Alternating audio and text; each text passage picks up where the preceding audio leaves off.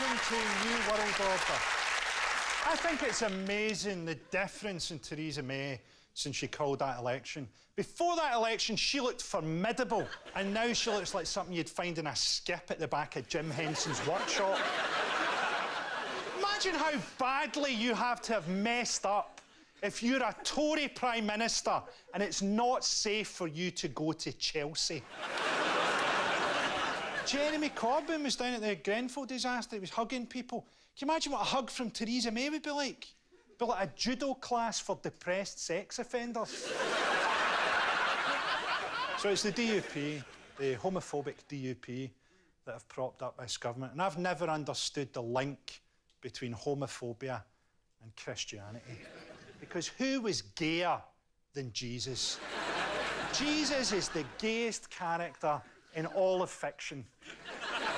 And even if you don't think that, he hung about with lepers.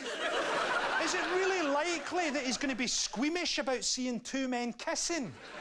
What's the DUP's argument? Jesus wouldn't have wanted to see a man with another man's cock in his hand unless it had fallen off. What if our Lord and Saviour, Jesus Christ, is trying to reattach a leper's cock? What then? Someone should ask the DUP this at a press conference. What if our Lord and Saviour, Jesus Christ, is reattaching a leper's cock? The public wants answers.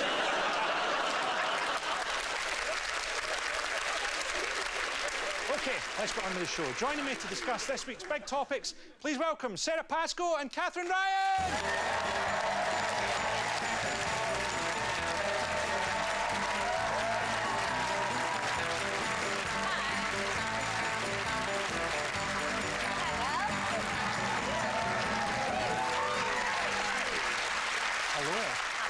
Are you enjoying having a stable government?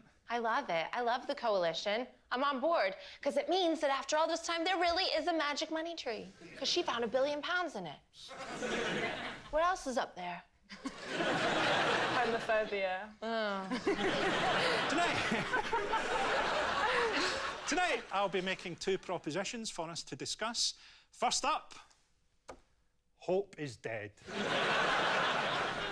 This is the idea that Britain, even though it has avoided a majority Tory government, is still pretty much doomed. We're still being run by a Tory party so radically awful that its agenda was actually diluted by doing a deal with a group of right-wing religious fanatics. And we have a Prime Minister who has just shown she's capable of mishandling a tragedy so badly she made the Queen seem down to earth. My favourite bit so far was like when she went to form a government, you know, so she'd been to the Queen and then she did her speech outside 10 Downing Street. Do you remember that? She was standing there, her wee husband's behind her, the wee kind of gay danger mouse kind of character. And she's standing there looking like she's had her makeup done by a colour-blind embalmer. And does the same speech that she would have done if she'd won, and then at the end went, right, let's get to work. That's like a pilot who's just crashed his plane right into the tarmac, standing there as the survivors crawl free of the wreckage, going, hope you enjoyed the flight.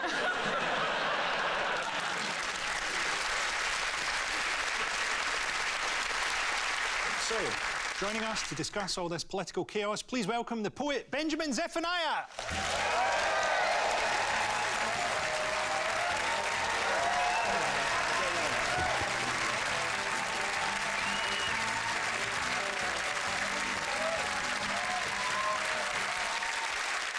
Benjamin, chaotic times.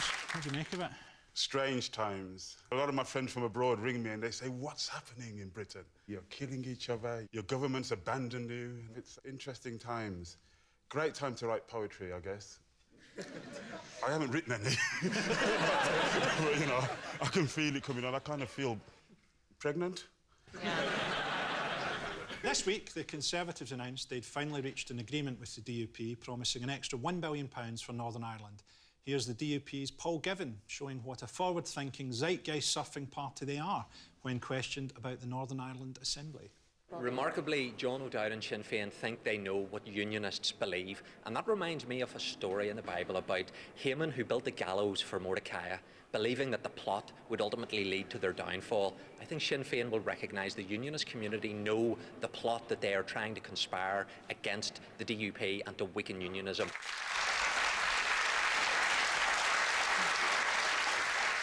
Some people really liked it. They were like, thank God, the Bible, finally. Some fans of the Book of Esther at the back. Have you followed the DUP at all, Benjamin? Once upon a time, it's going to sound crazy, but I wanted to buy a pair of binoculars. I'm into bird watching.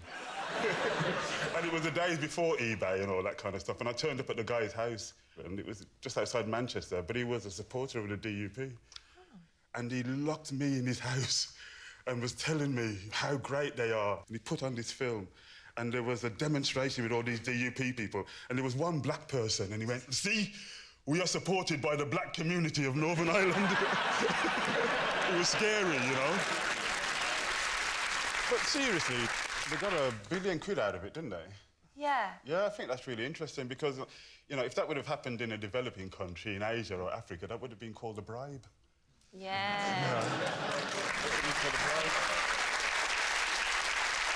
Now, Jeremy Corbyn spent the weekend at Glastonbury, taking to the pyramid stage. Here's the rousing moment when he addressed the crowds. If you can see that far, look on the wall right over there that surrounds this wonderful festival. And there's a message on that wall for President Donald Trump. Build bridges, not walls.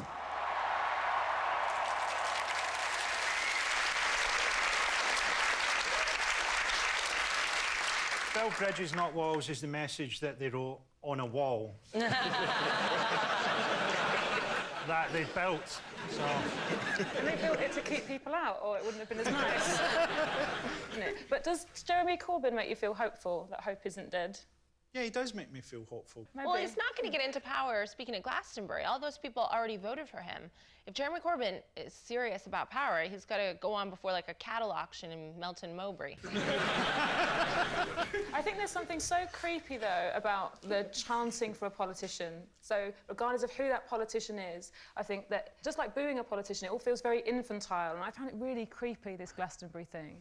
Anyway, we can't talk about the current political unrest without addressing the recent fire that destroyed Grenfell Tower, a preventable tragedy that has left a community feeling abandoned, angry and frustrated at a system that has let them down. So how do we reach a point where the people of Grenfell were left unassisted in the days following the fire? Why don't we have an accurate figure of how many people died? And what does the whole thing tell us about how casually ordinary people's deaths are viewed by elites? I mean, it was horrifying, the whole thing, wasn't it? You just see a community abandoned. You see people there going, where are the services? Where is the state? As people can help themselves. It's the fact that it was avoidable, which is where the anger comes from. And it's so huge, and something has to change. I mean, when you see the way that, sorry for going into party politics again, the way that Corbyn was received there compared to Theresa May, it shows you how people feel about the government. Is there something to the predictability of it that's the horror? So people are saying this is going to happen. The Residents' Association are writing to the council regularly saying this is going to be a disaster, and nothing's done about it. I retweeted something a few days ago, and it's from YouTube, and it's from 1982, and it's predicting this fire. Wow. There's all these men in suits talking about the way they've been clad. It's a prediction of this fire, not of this particular tower, Grenfell Tower, but it's saying this is going to happen. In 1982. I've only just seen it, actually. I just drove past it on the way here. But the thing that I found really heartening is that people like me who I call myself an anarchist, and people mock us and they say anarchy is impossible, it can't work. The government left the people on their own at a time when they were most needed, and the people just went, right, you organise this, you organise that, we've got that church hall, you do this, you do that. That is real anarchy in action. And it shows you that people can work together when they really need to. And we should just do it more often. We shouldn't wait until there's tragedies and disasters like this. But we think being democratic is voting every 4 or 5 years. That is not being political, that's not being democratic, that's just being apathetic. It's time we become more revolutionary. That doesn't mean violent, that just means taking control of our lives, not just when there's a disaster happening.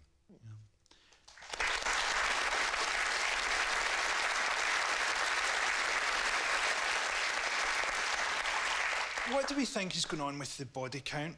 Well, I think if you look at any building where there's a lot of people, how can you count everybody that's there? You can't just count by the residents on the census. There's going to be people visiting, there's going to be people staying overnight. A lot of people apparently ran to the top of the building. And so, you know, they can't find their bodies. Well, David Lammy, who's one of the local MPs, he's getting very, you know, quite rightly worked up about this lack of a proper body count. And he thinks, well, maybe there's a thing there where they wanted to avoid civil unrest, right? But maybe it's also because they don't want unrest at a time when they're trying to re-establish this minority government. I mean, we just don't know. There's that whole thing where people say, oh, the operation wasn't there. The operation wasn't there to help people and to rehouse people and stuff. But there will be an operation that kicks in instinctively, which is to cover up. Because that's what British society does. I think it's almost on the level of a reflex. And there'll be things now like they might not have survivors groups on the board of the inquest, maybe not have the fire brigade union, things like that. That'll be happening almost as a kind of reflex. I thought it was quite shocking the people who had to resign from shelter, because the people on the board of that organisation were so closely connected to the people who had been building the buildings. Also, that thing about like Jeremy Corbyn getting this warmer welcome, I think the other thing I find really dangerous about kind of good figures and bad figures in politics is this has happened under both parties. It isn't something that's new. This is what happens in any government. They cut corners and the poorest people are the victims. Let's be honest, why were those tower blocks built? They were kind of high-rise slums to take all of these poor people out. Basically slum clearance that built those buildings. I think there's a genuine moral thing. So John McDonnell was in trouble for saying, oh, this was like social murder or whatever the phrase was. And I think it's worse than that, because if you set out to murder someone in a moment of passion, that's one thing. If you set up a whole series of circumstances that will probably lead to people dying and you just let them die like bugs on your windshield, that's a different level of immorality.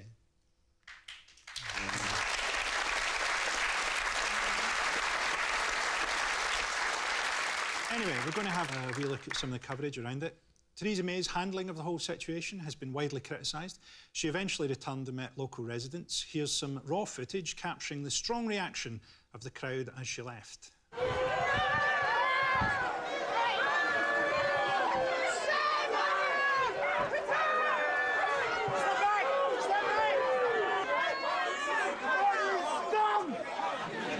I tell you, Theresa May, you can criticise her for being the kind of face of kind of uncompassionate capitalism, but every time I look at her, I just want to give her a massage. She has this way of leaning forward. Yeah. You know, she needs a bit of yoga, she needs to straighten up, and she needs a shoulder rub. And, you know, I want to take her to my saloon. Whoa! Do you have a massage saloon? Yes, I do, yeah. It's a sideline. I know what you mean. She's a bit like an Anglepoise lamp or something. It's strange, you know? The Leaning Tower of Theresa. Do you know what I think? Theresa May, the more we use her as, we blame her name, she will go, they'll blame her as a bad Prime Minister, they'll continue. It's the Tories, it's a party of people. You have to keep remembering, it's all of them, not her. Yeah, but I can't massage all of them.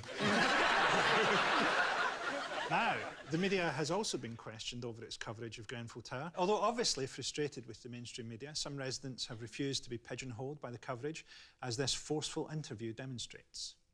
What do I want to happen? I want it to be a revolution in this country. I say fuck the media, fuck the mainstream. You don't deserve to be there, do you know what I'm saying? I mean, we should be campaigning not to government, but to the BBC, who acts as mouthpieces for this corrupt government. Do you know what I mean? People need a revolution in this country, nothing short of that. And if this was any other country, there'd have done been a revolution. We've seen how you, the mainstream media, have responded and reacted. But what this election has done is shown that people are immune. They're wearing bulletproof vests to you and the other billionaire sort of media owners and Rupert Murdoch and all those other motherfuckers. I say you personally, but I'm identifying you as the mainstream media. Do you understand what I'm saying? Yeah? You are a bunch of motherfuckers.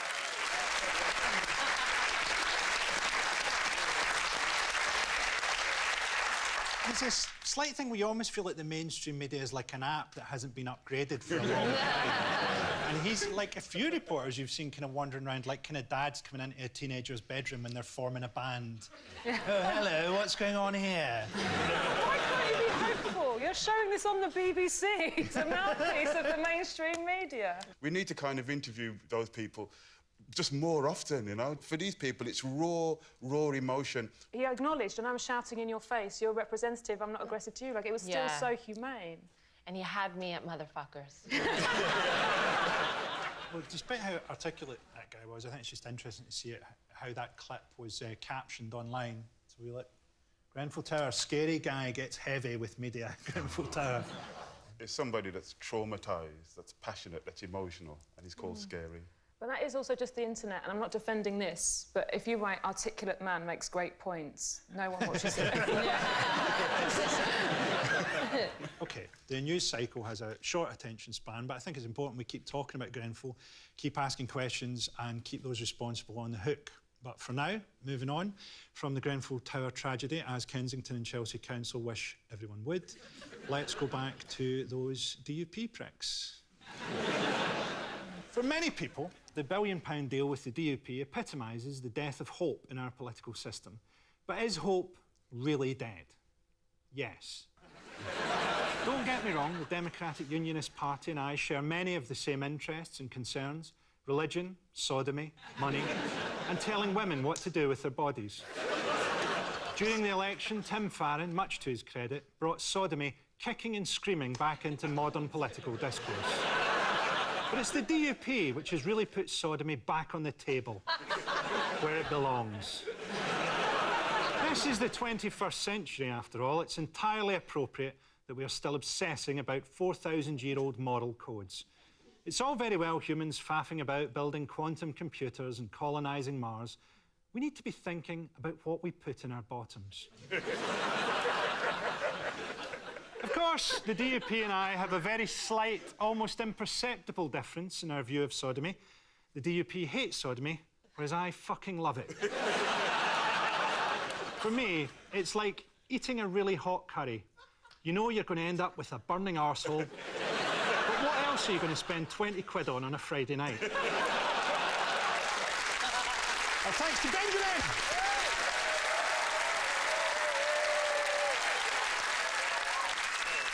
Lovely, man. Thank you.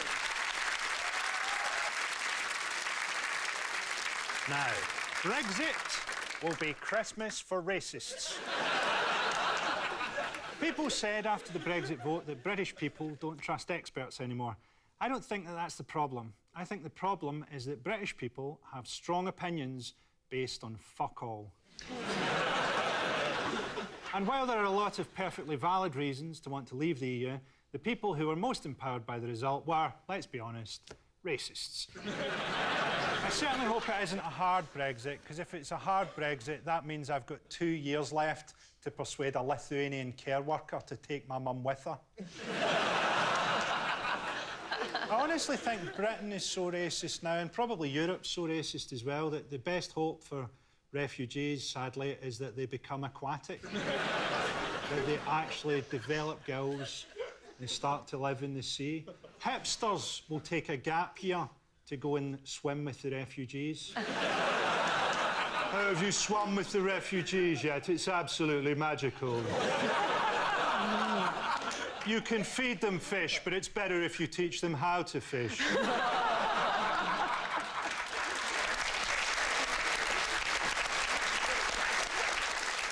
Joining us to discuss what Brexit really means, please welcome Dane Baptiste.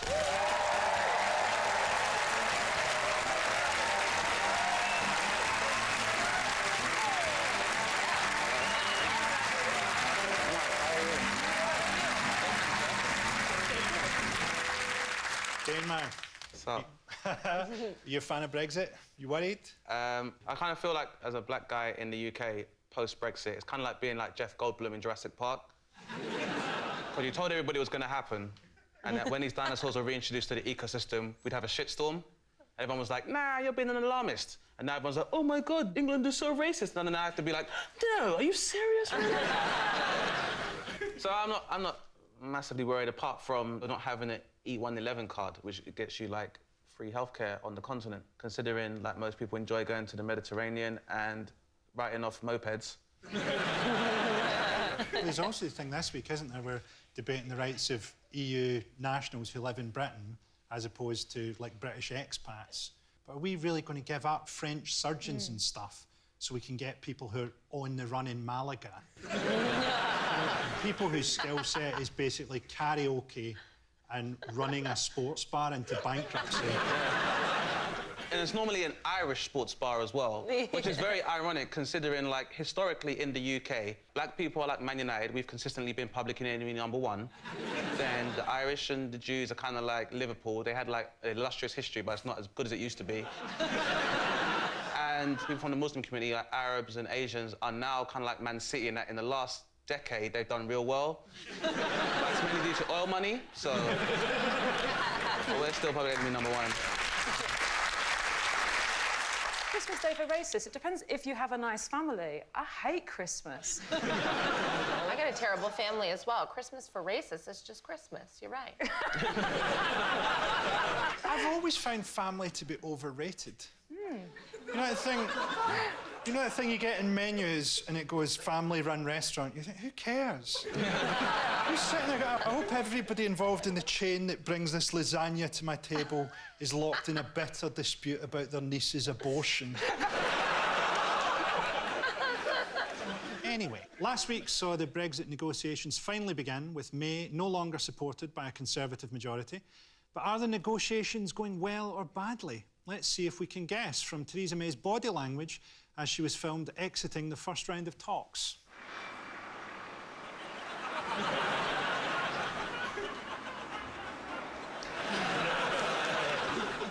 That looks like the end of first dates when the guy's like, I'd like to see you, but as friends. That's what it looks like. Maybe that's an act. Maybe she gets into the car and sticks on Magic FM and it's like, it's gonna be a lovely day. So, with David Davis and his crack team of negotiators, we should be getting our message across to the EU. Here's President of the European Commission, Jean-Claude Juncker, giving a concise update on how things are going. Mr Juncker, are you getting a clearer idea of the kind of Brexit that the UK government wants? No. None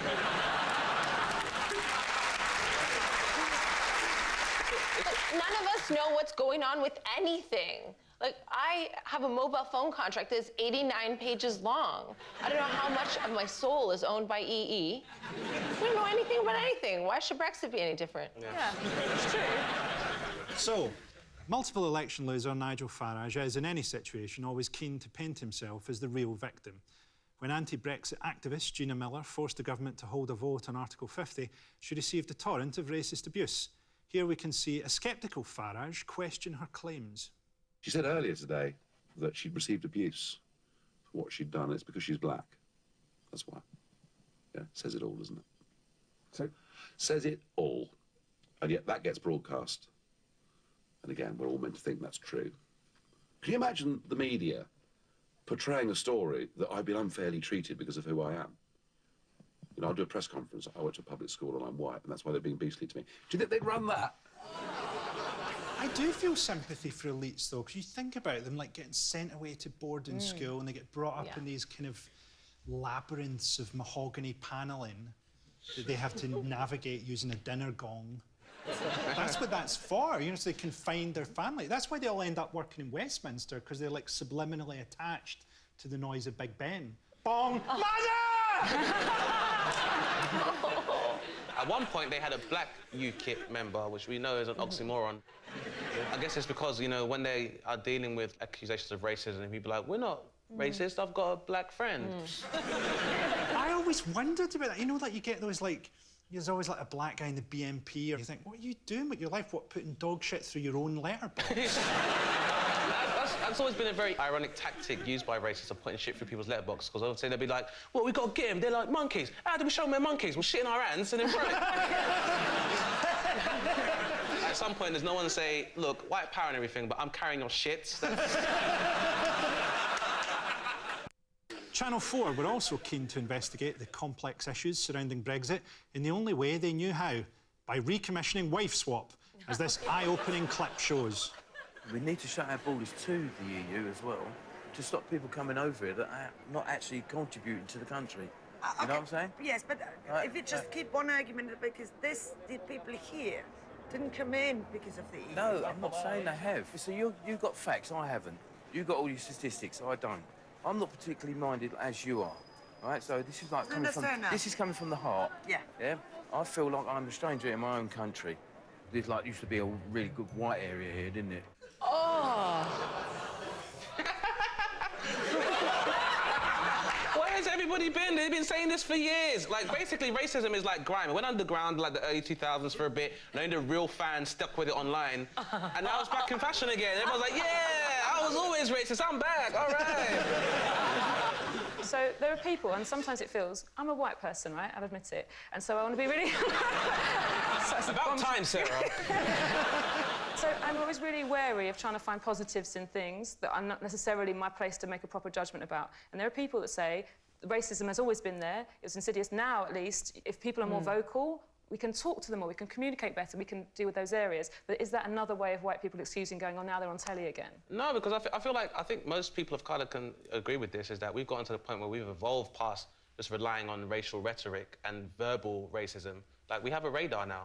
Like, I've done gigs where after someone's been like, oh, mate, can I buy you a drink? I've got a mate, he's coloured. Now, some people may find that uncomfortable, but this is someone offering to buy me a drink. Whereas, if I go to a nightclub and they say, it's not your night tonight, that's a lot more racist. Yeah. We've gotten to the point now where I can tell by a look. What's the look?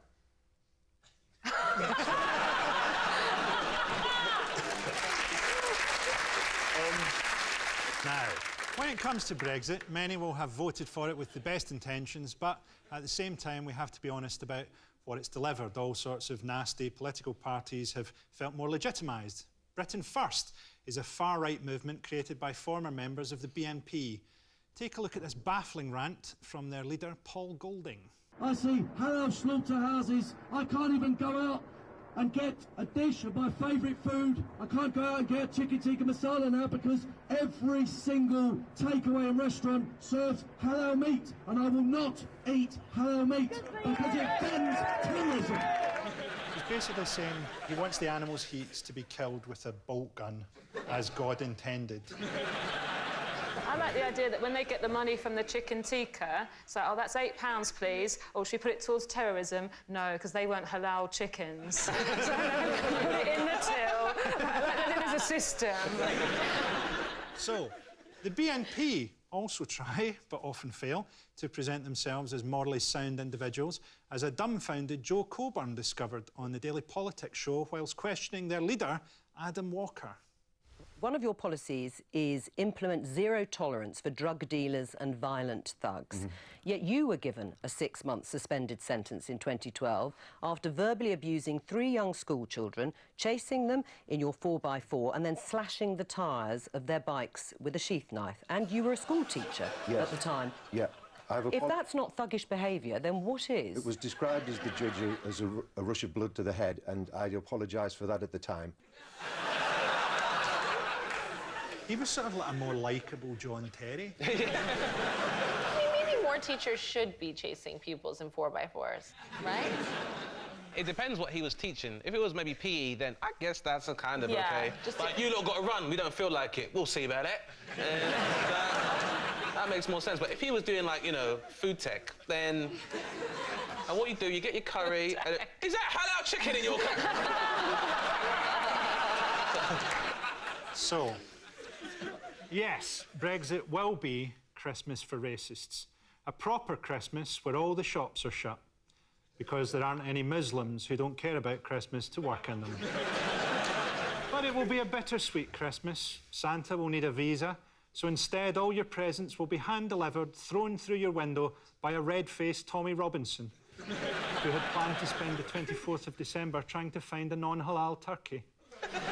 Norway will no longer give us a big Christmas tree to put up in Trafalgar Square. In its place, we will simply drape tinsel round a giant pile of homeless people, like a festive special of I, Daniel Blake.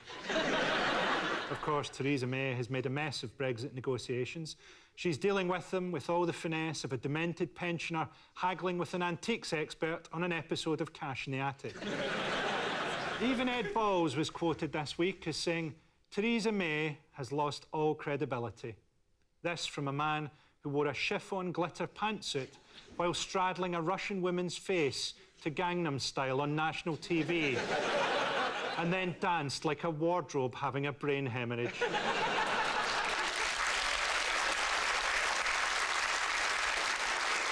Well, that's the end of the show. Thanks to my guests, Sara, Pascoe, Katherine, Ryan, Benjamin, Zephaniah and Dane, Baptiste.